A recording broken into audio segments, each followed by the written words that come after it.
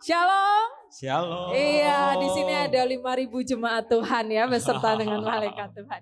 Iya, pagi hari ini sebuah kehormatan dan sukacita untuk kami bisa bersama-sama ya belajar dan sharing apa yang sebenarnya Tuhan mau untuk kita terus bertumbuh. Nah, Bapak Ibu, dalam bulan ini kita belajar tentang deeper intimacy with God. Kalau kemarin kita belajar bagaimana orang yang takut akan Tuhan itu bisa dekat dengan Tuhan. Tuhan suka banget berkenan kepada kita yang selalu mau mendekat. Bersyukur ya, tadi kita sudah memuji, menyembah Tuhan.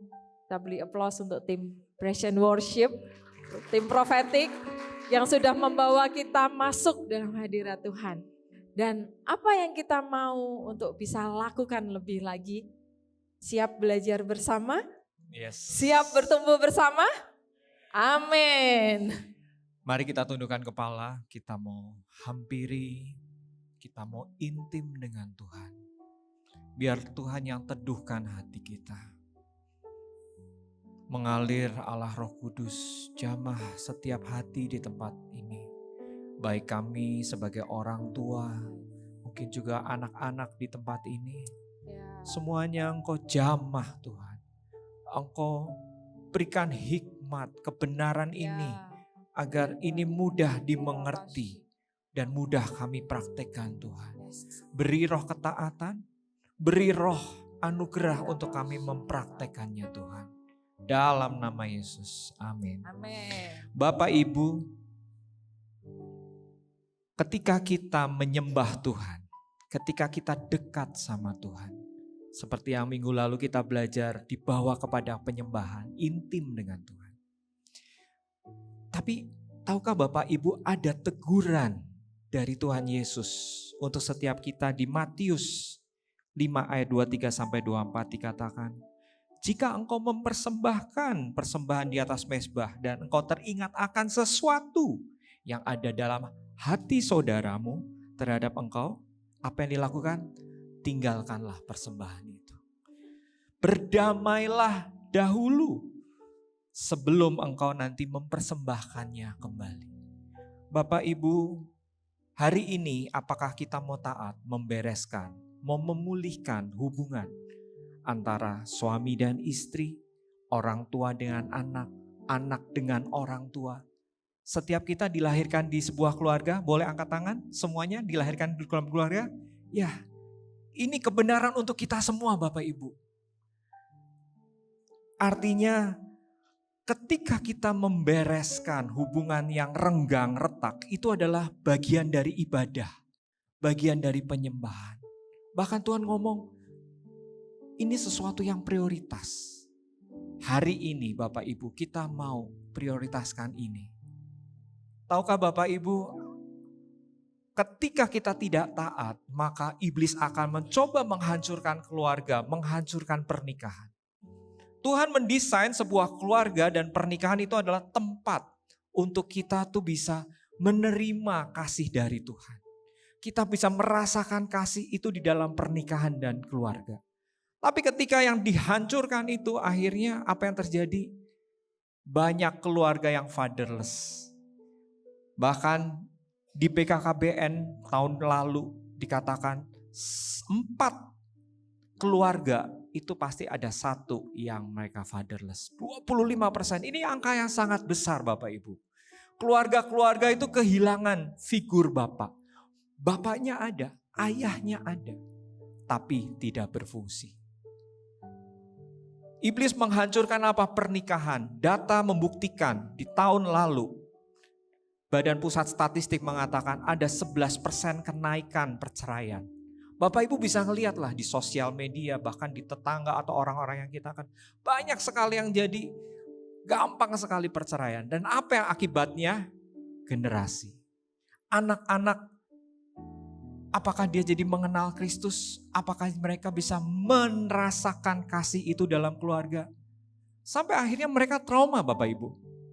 Bahkan statistik mengatakan bahwa sekarang sudah mulai ada gerakan 4B. 4 no. Kenapa? Mereka gak mau menikah, mereka gak mau hamil, bahkan gak mau pacaran sama pria, gak mau menikah sama pria. Ini yang terjadi di Korea Selatan. Mengerikan Bapak Ibu, sampai mereka anti pernikahan. Tahukah Bapak Ibu ada satu kisah di Alkitab. Keluarga ini karena pekerjaannya, dia tuh sangat dekat sekali dengan Tuhan. Tetapi itu hanya penampilan yang di luar. Kita mau lihat kisah ini tentang keluarga Imam Eli. Di situ dikatakan jelas sekali, Imam Eli ini punya 2 anak, Hofni dan Pinehas. Mereka pun jadi imam. Bayangkan, ini keluarga yang sangat luar biasa, dekat sama Tuhan. Tapi pertanyaannya, apakah mereka ngalamin kedekatan, keintiman di dalam keluarga mereka? Ternyata apa yang terjadi di Samuel 2 ayat 12 dikatakan, anak lelaki Eli itu orang-orang dursila. Mereka tidak mengindahkan Tuhan. Bayangkan, dia seorang imam tapi gak deket sama Tuhan. Bahkan jahat di mata Tuhan. Dan kalau kita ngelihat, kalau Bapak Ibu nanti baca di ayat 12 sampai ayat 17. Bagaimana anak-anak yang sudah jadi imam ini, mereka memerintahkan hambanya pada saat bangsa Israel atau orang-orang Israel mempersembahkan. Diambil paket garpu. Seberapapun yang diambil, sebanyak apapun itu diambil dulu. Bahkan sebelum dibakar untuk persembahan. Betapa kacaunya, betapa keluarga ini harusnya dekat sama Tuhan. Sampai di ayat 17 dikatakan, dengan demikian sangat besarlah dosa kedua orang muda itu di hadapan Tuhan. Kenapa? Karena mereka memandang rendah korban untuk Tuhan. Bapak Ibu, bagaimana dengan hidup kita? Apakah kita sudah mempraktekkan keintiman kita dengan Tuhan, keintiman dengan pasangan, dan keintiman dengan anak-anak? Sharing pagi hari ini kita beri judul Intimacy in the Family. Kalau kita sudah intim dengan Tuhan, kita sudah dekat dengan Tuhan, tentunya siapa yang merasakan itu? Bagaimana kasih itu mengalir dan siapakah yang merasakan itu? Tentu dari keluarga kita, orang-orang paling dekat dengan kita, pasangan kita dan anak-anak kita. Pertanyaannya, apakah sudah dirasakan? Ada sebuah cerita.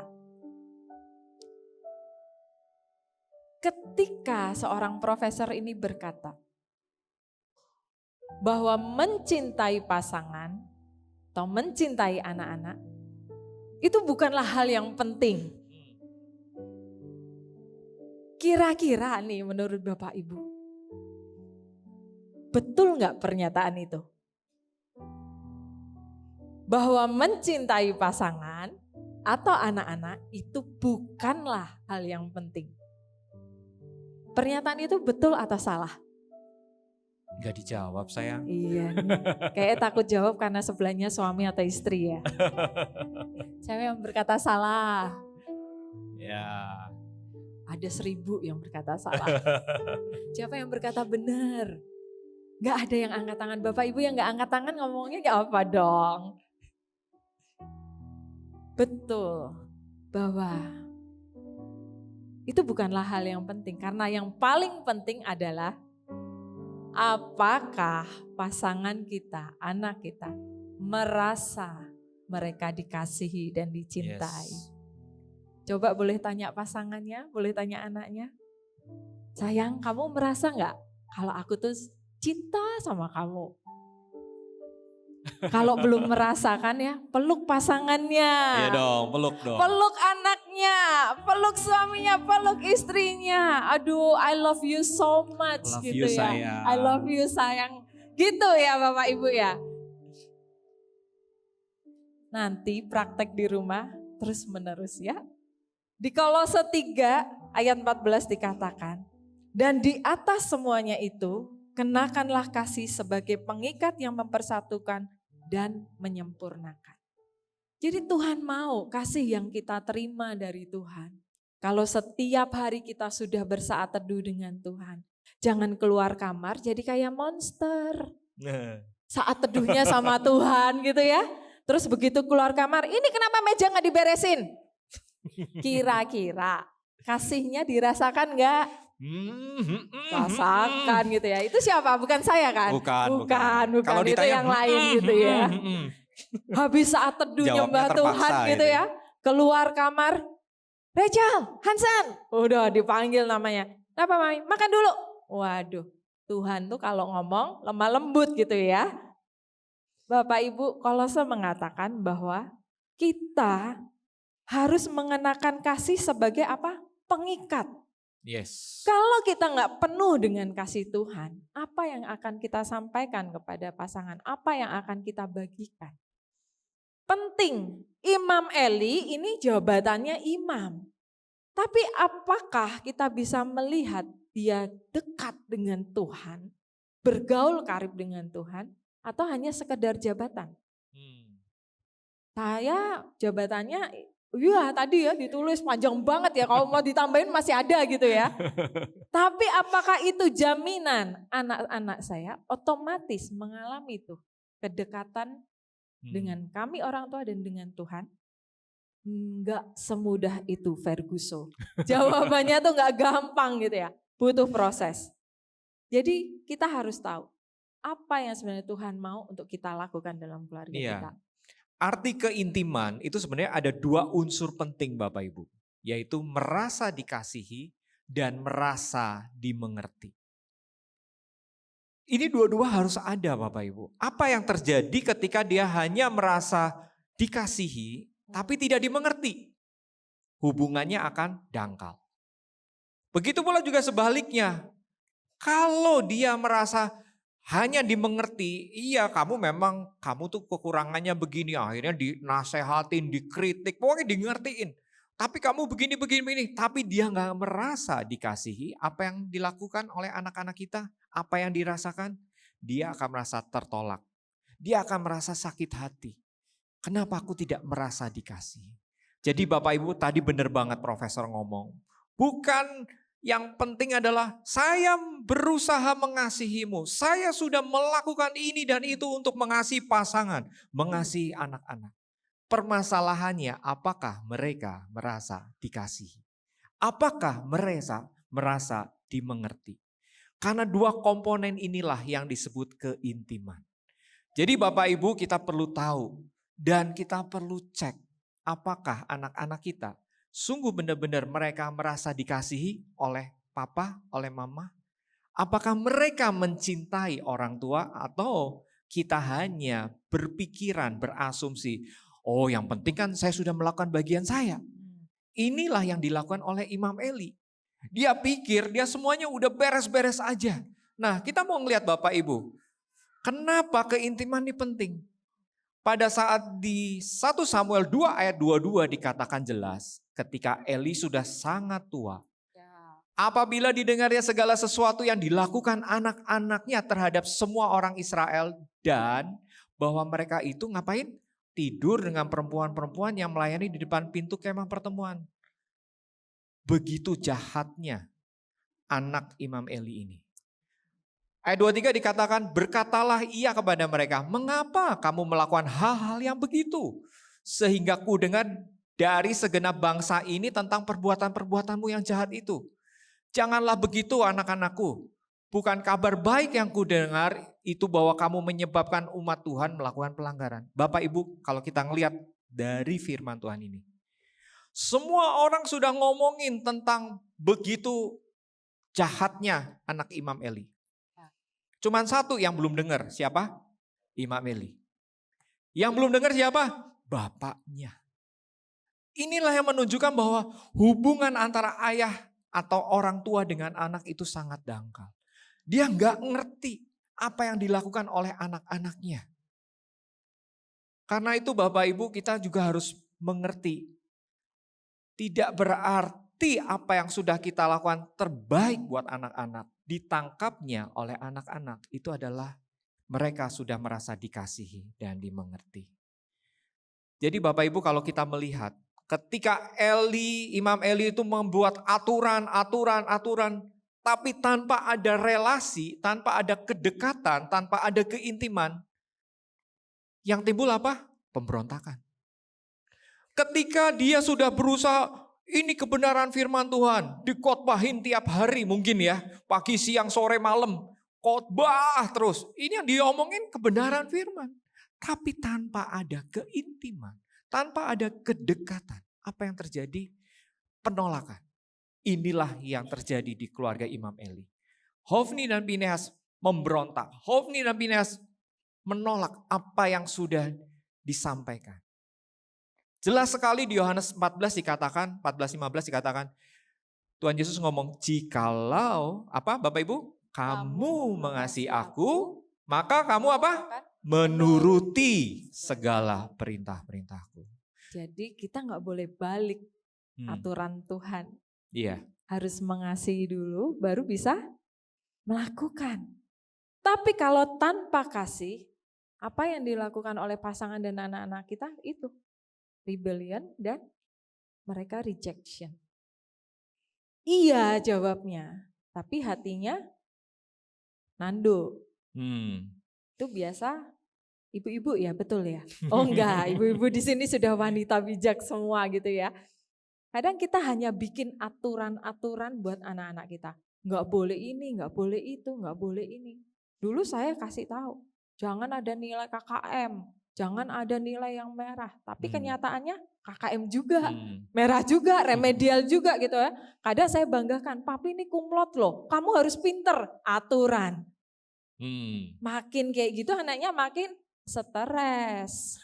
Iya dong, karena kita nggak mau membangun hubungan dengan mereka. Harusnya apa? Bangun relasi dulu. Temenin mereka. Pengen makan apa? Siapin dulu makanan yang bergizi. Kalau sudah diisi perutnya kenyang, maka dia bisa belajar dengan tenang. Tapi kalau kita hanya memberikan aturan sama seperti Imam Eli memberikan aturan kepada Hofni dan Pinehas. Kita lihat apa? Dilanggar.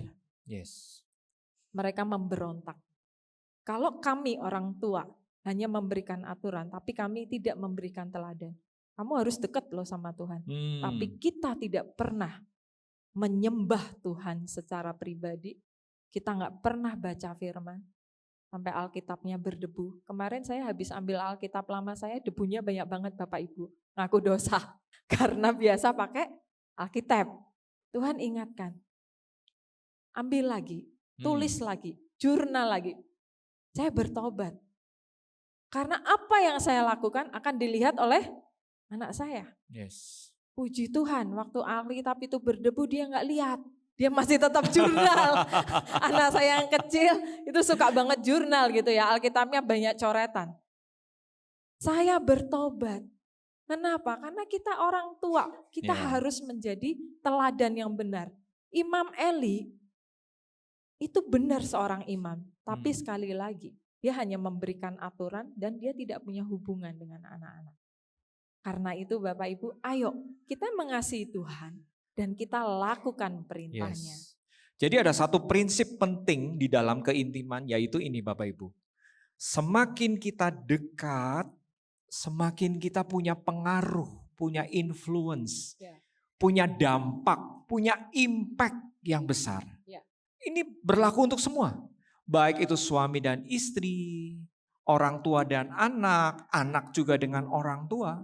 Ini berlaku hukum ini. Tapi ketika dia semakin jauh, apa yang terjadi? Kita nggak bisa berdampak buat dia. Ketika Imam Eli itu tidak ada hubungan yang dekat dengan anaknya, dan anaknya dipengaruhi oleh siapa? Oleh dunia. Jadi PR buat kita Bapak Ibu. Siapa yang mempengaruhi anak-anak kita? Dunia ini ataukah orang tua? Tentunya orang tua yang sudah dipulihkan. Tentunya orang tua yang sudah mendapatkan kebenaran dan mempraktekannya. Jadi harus jadi teladan Bapak Ibu. Semakin kita dekat dengan pasangan kita, semakin kita dekat dengan anak-anak kita, maka kita bisa berdampak, punya impact punya pengaruh yang besar buat anak-anak kita. Sehingga mereka bukan taat karena takut, diancam, bukan. Karena mereka mengasihi kita sebagai orang tua. Pertanyaan, refleksi buat kita. Apakah anak-anak kita mengasihi kita? Boleh ditanya. Boleh ditanya sambil ngebakso berdua ya. Sambil mungkin diajak jalan-jalan yang dia suka apa. Anak saya ini suka makanan Korea. Saya ajak aja ke Kmart, kan murah ya beli. Ajak ngobrol. Jadi artinya Bapak Ibu, kita perlu memberi waktu buat anak-anak kita. Dan kita bisa melihat apa sih sebenarnya, kita harus mencari tahu apa yang menjadi kesalahan kita yang mungkin kita tanpa sadar itu merusak keintiman. Nah, di 1 Samuel 2 ayat 29, sampai Tuhan mengutus abdi Allah untuk menegur Imam Eli. Di 1 Samuel 2 ayat 29 katakan gini, mengapa engkau memandang dengan loba? Loba itu artinya rendah, memandang rendah kepada korban sembelihanku dan korban sajianku yang telah kuperintahkan. Ini yang penting nih. Dan mengapa engkau menghormati anak-anakmu lebih daripadaku, sambil kamu menggemukkan dirimu dengan bagian yang terbaik dari setiap korban sajian umatku Israel. Bapak Ibu, kalau kita lihat, ternyata Imam Eli ini lebih memprioritaskan anaknya. Kesannya baik ya Bapak Ibu ya. Tapi ternyata bukan itu Bapak Ibu. Nah, kita mau lihat nih di sini. Kegagalan Imam Eli apa sih? Dia meremehkan Tuhan. Gak perlu serius. Meskipun tahu anaknya melakukan kesalahan-kesalahan, dibiarin. Jadi apa yang seharusnya kita lakukan? Kita harus menegur anak kita di dalam kasih. Dan mereka harus dididik dalam takut akan Tuhan. Dan tadi dikatakan dia lebih menghormati siapa? Anak-anaknya. Pola parenting Imam Eli itu child center. Kadang kita nggak mau anak kita tantrum, ya kan? Kita kasih semua yang dia mau. Kita kerja keras buat anak kita biar nggak tantrum. Imam Eli udah terlambat, negur anaknya udah gede semua. Mereka nggak mau dengerin bapaknya ngomong apa. Jadi gimana? Kalau Bapak Ibu punya anak yang masih kecil, ini waktunya untuk menabur. Ini waktunya untuk kita investasikan hidup kita untuk kebenaran firman Tuhan boleh tertanam dalam hati anak kita. Tapi gimana kalau udah terlanjur gede? Jangan takut. Kabar baiknya, Tuhan akan ngutus abdinya untuk menegur kita. Bagian kita apa? Bertobat. Tuhan itu sampai nggak tinggal diam loh. Setiap keluarga yang mengalami kegagalan, kami pernah diproses itu.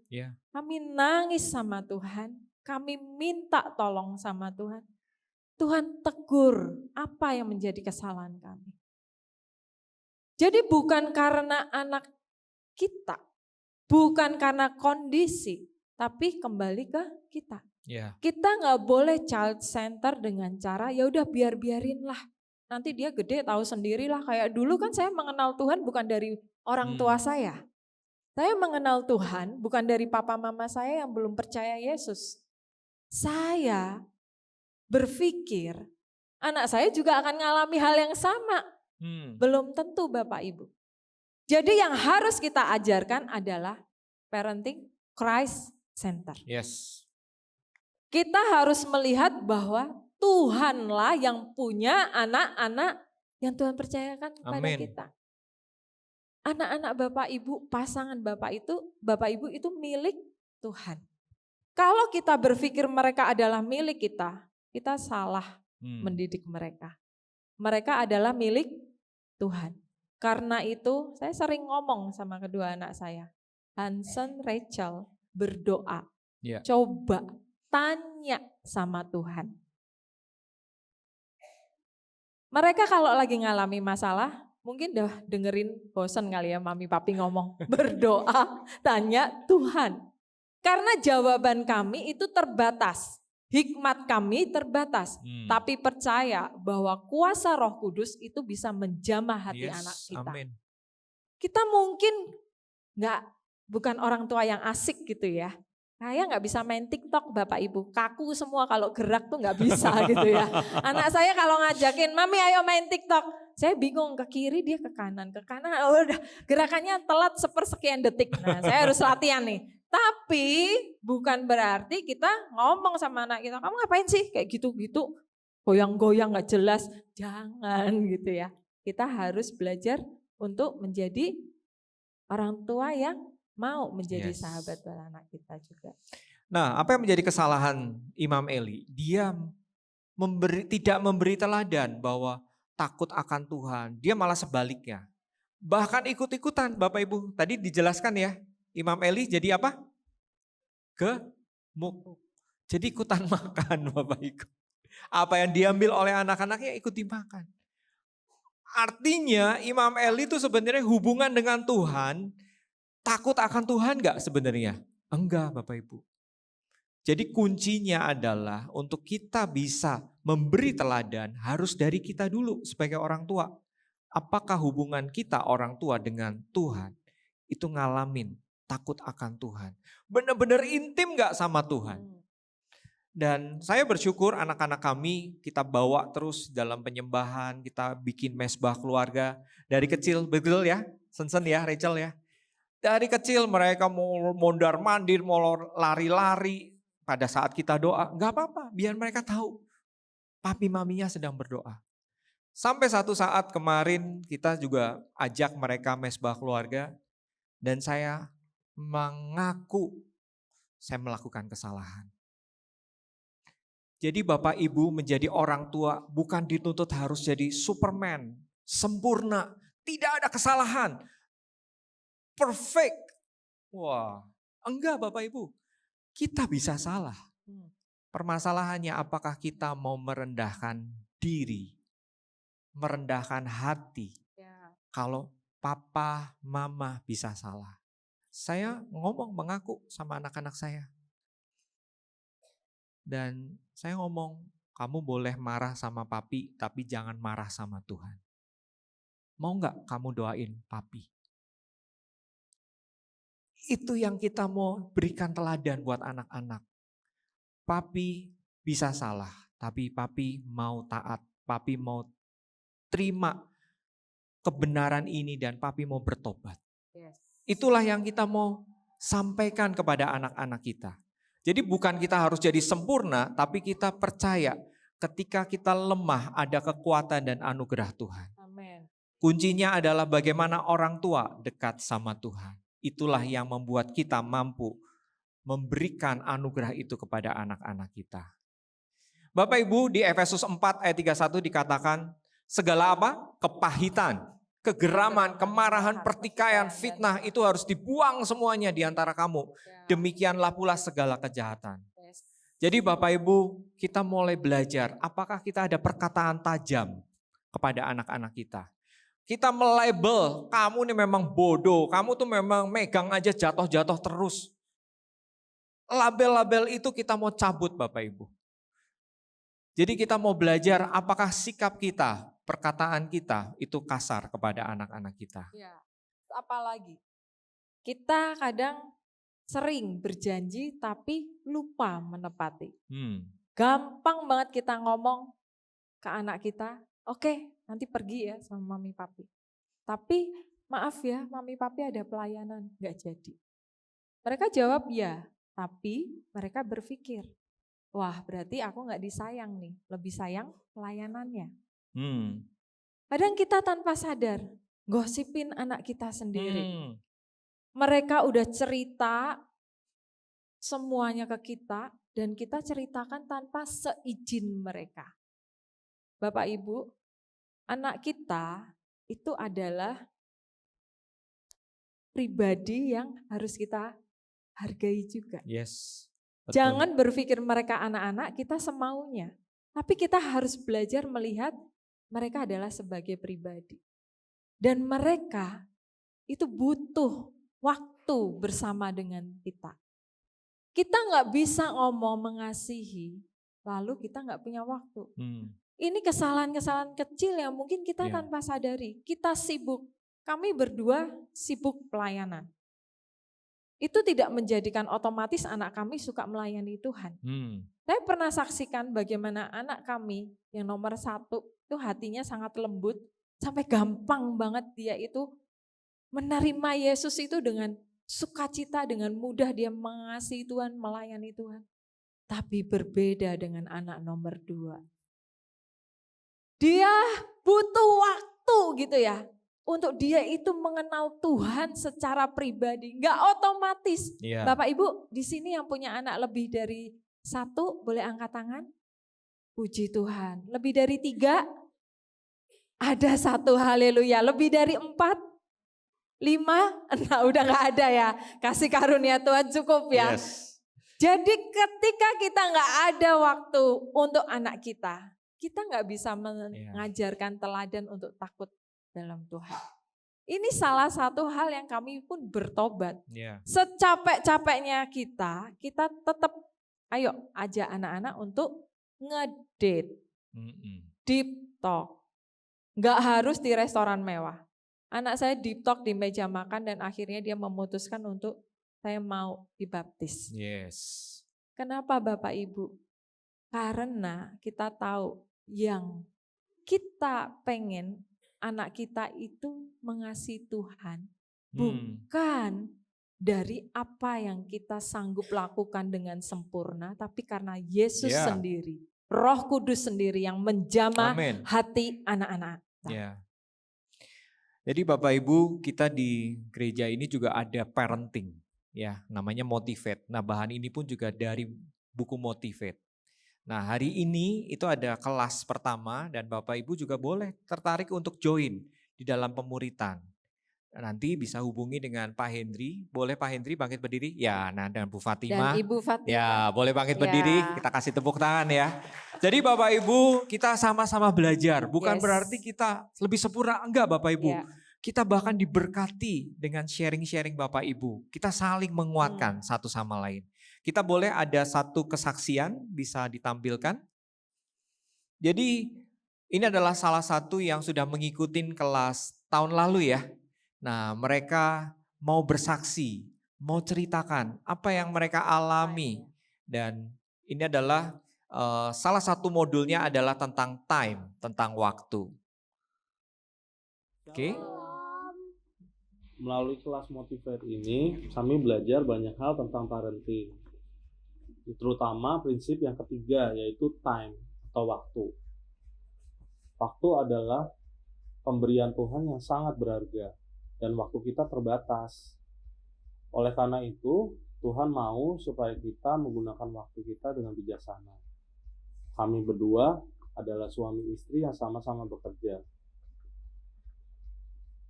Tantangan terbesar kami adalah waktu. Nah, tetapi kami belajar untuk bisa mempergunakan waktu kami yang terbatas untuk mengajar dan juga bermain bersama anak-anak kami. Kami merasakan ketika kami memberikan waktu kami kepada anak-anak kami, hubungan kami sebagai orang tua dan anak semakin dekat. Betul sekali seperti yang suami saya katakan, semakin banyak waktu yang kami berikan kepada anak-anak kami, maka semakin besar pula pengaruh kami dalam hidup mereka. Bagi anak-anak, cinta itu wujudnya adalah waktu. Dengan memberikan waktu, kami menanamkan nilai-nilai kebenaran firman Tuhan di waktu yang tepat dan menciptakan momen-momen yang berharga. Kami sangat bersyukur dapat melihat anak-anak kami bertumbuh dalam Tuhan. Aku senang karena mama papa bisa temani aku belajar dan main. Aku juga senang karena papa mama bisa mengajakku quality time. Ya, papa mama juga senang bisa ngajak kamu quality time. Dan aku sayang papa mama. Cocuin. Yes. Bapak Ibu boleh kalau mau tepuk tangan. Ya, ini nggak dibangun sehari 2 hari ya. Betul. Mau lebih tahu lagi ikut Parenting Motivate. Nanti kita akan belajar bersama-sama. Tidak mudah, tapi bersama Tuhan pasti Ya. bisa. Ya, di Efesus 4 ayat 32 ini adalah caranya bagaimana kita memulihkan. Mungkin kondisinya sudah renggang, kondisinya sudah retak. Mungkin anak diajak ngomong juga, aduh susah ya diajak ngomong ya. Pernah tuh saya ngalamin. Sama anak yang kedua juga. Betul ya sayang ya? Saya sulit sekali memeluk dia. Tapi sekarang, wah puji Tuhan Bapak Ibu, saya nongol dikit aja, peluk papi gitu. Wah itu membahagiakan loh Bapak Ibu loh. Jadi kita perlu ya, kita harus tahu kondisi hubungan saya dengan pasangan itu perlu dicek. Apakah hubungan suami istri ini hubungan yang baik enggak? Karena ini menjadi teladan buat anak-anak kita. Jadi ikutlah Marriage Forever ya, nanti bulan September. Nah, begitu pula juga kita cek hubungan orang tua dengan anak. Ayo Bapak Ibu, kita ikut parenting di tempat ini. Jadi kita bisa sama-sama belajar. Kita mau jadi pendengar yang aktif, kita mau hadir sepenuhnya, jangan sambil diajak ngobrol main handphone. Terus aduh sambil kerjain yang lain. Enggak, kita harus benar-benar hadir sepenuhnya. Dan kita mesti memvalidasi emosi. Allah gitu aja cengeng, Allah gitu aja baper. Enggak, kita harus hargai emosi anak. Dan kita mulai sentuh dan peluk. Bapak Ibu di Disney ada aturan. Kalau mereka harus memerankan sebagai karakter gitu ya. Ketika ada anak kecil meluk, aturannya adalah tidak boleh dia melepaskan pelukan sebelum anak itu melepaskan. Begitu pula juga kita sama mau praktekkan di dalam keluarga. Ketika anak kita memeluk, jangan kita lepas. Apa sih? Bentar, lagi sibuk. Nanti Lagi aja, sibuk nanti aja. Jangan ya. Itu kebutuhannya mereka. Iya betul. Jadi peluk sampai biar dia sudah merasa cukup, dia lepas, baru kita lepas. Nah inilah kita mau nih bersama-sama mesbah keluarga. Tapi Bapak Ibu kalau kita melihat, aduh kayaknya kondisinya udah parah nih. Ingat ya Bapak Ibu, semua itu ada kesempatan. Semua itu ada anugerah. Mulailah lembaran baru hari ini. Boleh kami undang teman-teman dari Prophetic. Kita percaya ada kuasa Tuhan yang akan mengalir, memulihkan setiap kita. Amin. Karena kita melihat perubahan itu harus dimulai dari siapa? Saya. Mungkin yang di sini yang hadir bukan hanya orang tua, tetapi anak-anak. Maukah anak-anak juga mau berkata, mulai dari saya. Dan kita mau melakukannya apa? Mengakui kesalahan kita. Butuh kerendahan hati Bapak Ibu. Dan kita mau meminta maaf. Dan kita perlu harus bertobat sih Bapak Ibu. Kita nggak bisa berulang-ulang kita melakukan kesalahan yang sama. Dan yang terakhir, ini yang terpenting Bapak Ibu. Kita tidak lagi menyimpan kesalahan. Baik itu anak-anak kita.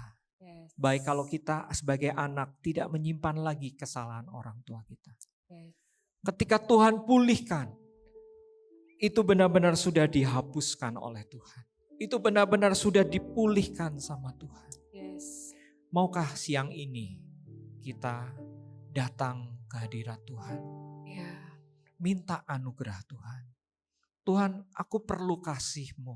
Amin. Aku perlu anugerah-Mu Tuhan. Aku gak sanggup Tuhan berjalan sendiri. Aku butuh Engkau Tuhan. Sungguh Tuhan. Mari kita bawa hati kita. Kita mau datang kepada Tuhan pada siang hari ini. Dia adalah sumber kasih itu. Mari kita nyanyikan pujian. Dan kasih ku temukan kedamaian dan harapan. Yes Tuhan. Ku rasakan Setiap kebaikan kebaikan-Mu dalam setiap nafasku. Dengan kasih Kau berikan kebebasan dan kebebasan dan kekuatan. Ku terima kebaikan-Mu, kebaikan-Mu dalam setiap langkahku. Kau yang terindah bagiku, Yesus, Kau terindah, kasih-Mu terindah, terbaik, termulia, memulihkan hatiku, kuasa-Mu mengubah hati yang terbuka. Hanya kuasa kasih-Mu yang sanggup memenuhi hidupku. Kalau siang hari ini Bapak Ibu, Engkau ingin lebih lagi mengalami kasih Tuhan itu. Dan bukan hanya Bapak Ibu yang mengalami, tapi anak-anakmu, pasanganmu, boleh merasakan kasih Bapak itu. Bolehkah Bapak Ibu bangkit berdiri? Mari engkau peluk istrimu, mari engkau peluk suamimu, engkau peluk anakmu. Nyatakan siang hari ini, aku mau Tuhan, keluargaku mengalami keintiman bersama Tuhan dengan Engkau Tuhan. Aku mau Tuhan, biar kami dipenuhi oleh kasih-Mu yang tidak pernah bersyarat itu. Tolong aku Tuhan, mampukan aku untuk mengasihi orang-orang yang terdekat, mengampuni. Dan juga saat ini Tuhan ingatkan, ketika Bapak Ibu mengalami pola asuh yang salah dari orang tua Bapak Ibu, engkau mungkin terluka, engkau tidak memiliki model. Saat ini maukah Bapak Ibu mengambil keputusan untuk mengampuni orang tuamu? Bapak Ibu, bila engkau merasakan Tuhan saat ini sedang menegur engkau, maukah Bapak Ibu bertobat, mengakui kesalahan itu dan meminta maaf? Siang hari ini Roh Kudus ada di tengah kita. Dia yang melayani kita semua. Dia yang ada bersama dengan kita. Terima kasih Bapak. Terima kasih. Terima kasih Tuhan. Mari kita bersama-sama saling mendoakan. Tim pujian boleh menyanyikan pujian ini kembali. Yes, Yesus. Amin Tuhan. Ada kasih yang mengalir, yang memberikan kedamaian, yang memberikan harapan. Ku rasakan, mari rasakan kuasa Tuhan, kebaikan-Mu, kebaikan yang mengalir dalam setiap nafasku. Yesus Tuhan, Dengan kasih-Mu Tuhan, Kau berikan, yes, kebebasan dan kekuatan. mengalir kuasa Tuhan, mengalir kasih-Mu, kebaikan-Mu Dalam setiap langkahku, Mari Bapak Ibu kita mau melihat kepada Kau yang terindah kasih Tuhan yang memampukan kita. Yesus, Kau terindah, kasih-Mu terindah, terbaik, termulia, memulihkan hatiku, kuasa-Mu mengubah hati yang terbuka. Hanya kuasa kasih-Mu yang sanggup memeluk. Yesus, Kau terindah, kasih-Mu terindah, terbaik, termulia, memulihkan hati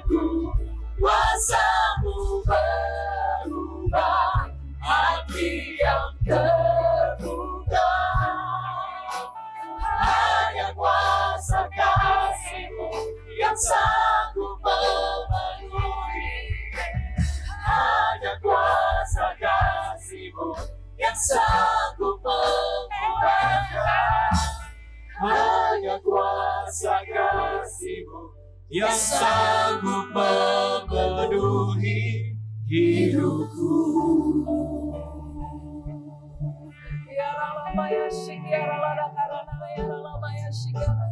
Mari setiap keluarga kita berbahasa roh. Kira Papa ya mari Bapak Ibu yang bisa berbahasa roh. Kau berbahasa roh siang hari. Kami perlu Engkau Tuhan. Kami perlu kasih-Mu mengalir Roh Kudus. Kami perlu Yesus.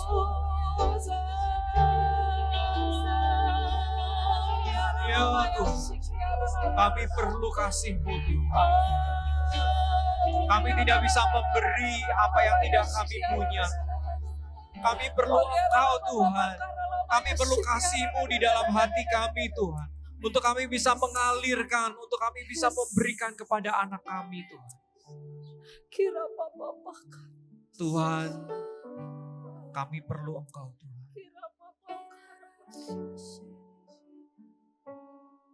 Siang ini saya diingatkan oleh Tuhan. Bapak Ibu boleh dalam waktu yang sejenak ini bisa bayangkan keluarga pernikahanmu 10 tahun ke depan, 20 tahun ke depan, 30 tahun ke depan. Apa yang terjadi di dalam keluargamu? Apa yang terjadi di dalam pernikahan?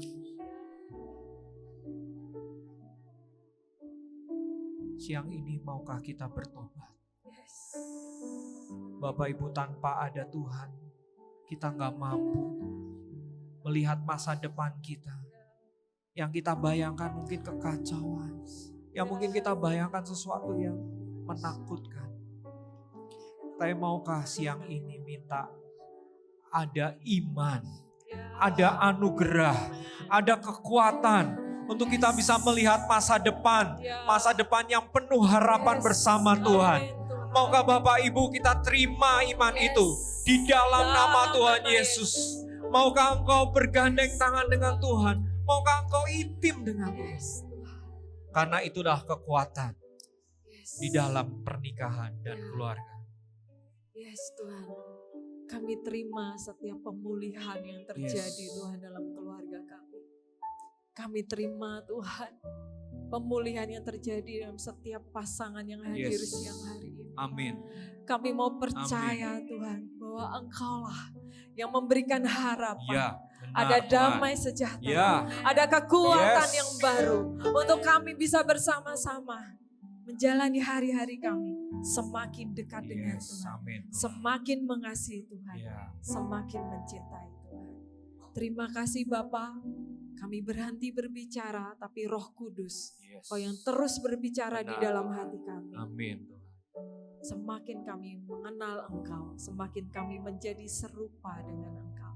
Berkati setiap keluarga yang hadir, kami terima setiap anugerah-Mu, hanya di dalam nama Yesus setiap kita yang mengasihi Tuhan katakan. Amin.